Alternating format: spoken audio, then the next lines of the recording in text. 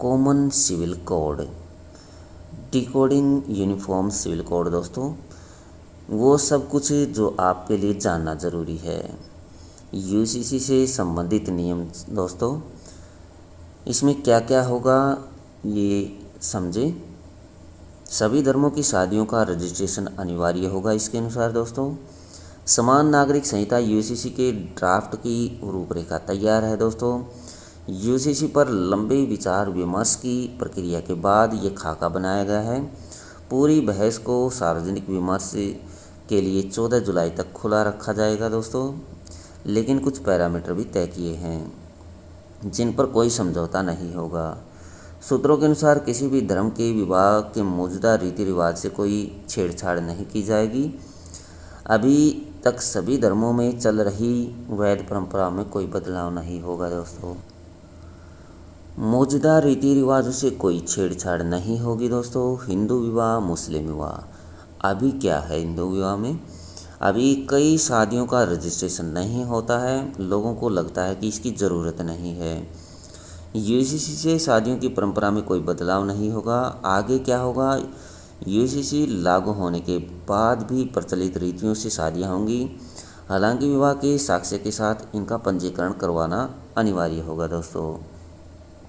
मुस्लिम विवाह समुदाय की निकाहनामे की मौजूदा व्यवस्था में काजी के सामने हुए कबूलनामे की प्रक्रिया ही होगी दोस्तों। आगे क्या होगा, मौजूदा व्यवस्था जारी रहेगी। निकाह पंजीकरण के लिए काजी का प्रमाण पत्र जरूरी होगा। इनमें असामान्य विवाह जैसे अनुबंध की शादी, हलाला या मुता जैसे निकाह को मान्यता नहीं होगी। सभी धर्मों के लिए विवाह पंजीकरण के लिए समान शर्तें होंगी। अनिवार्य विवाह पंजीकरण के समय ये कुछ प्रमाण चाहिए। विवादित दंपति की पंजीकरण निकाय के सामने भौतिक मौजूदगी इसमें प्रमुख है। विवाह, निकाह, मैरिज के प्रमाण के तौर पर फोटोग्राफ, पुरोहित, काजी, ग्रंथी, पादरी की ओर से जारी होने वाले सामान्य प्रमाण पत्र इसमें शामिल हैं दोस्तों। तलाक की पहल, महिला पुरुष दोनों को समान अधिकार हैं।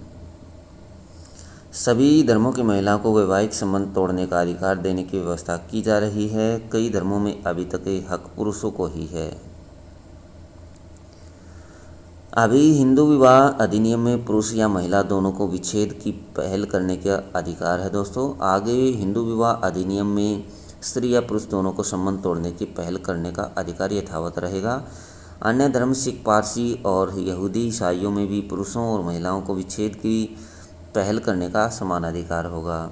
मुस्लिम दंपति में मुस्लिम पर्सनल लॉ में सिर्फ शौहर ही तलाक की पहल कर सकता है। वह 3 महीने की अवधि में मौखिक या लिखित तलाक मांग सकता है। महिलाओं को खुला यानी छुटकारा लेने की पहल करने का अधिकार है। आगे क्या होगा, नई व्यवस्था में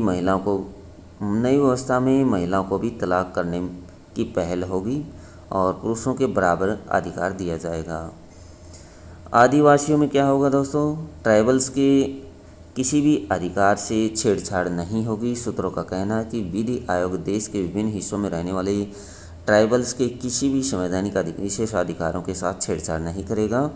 जाहिर है कि उनकी शादियां पुरानी मान्यता के अनुसार ही होंगी। ऐसे में यह बहस फिजूल है कि आदिवासी समुदाय के अधिकारों का क्या होगा।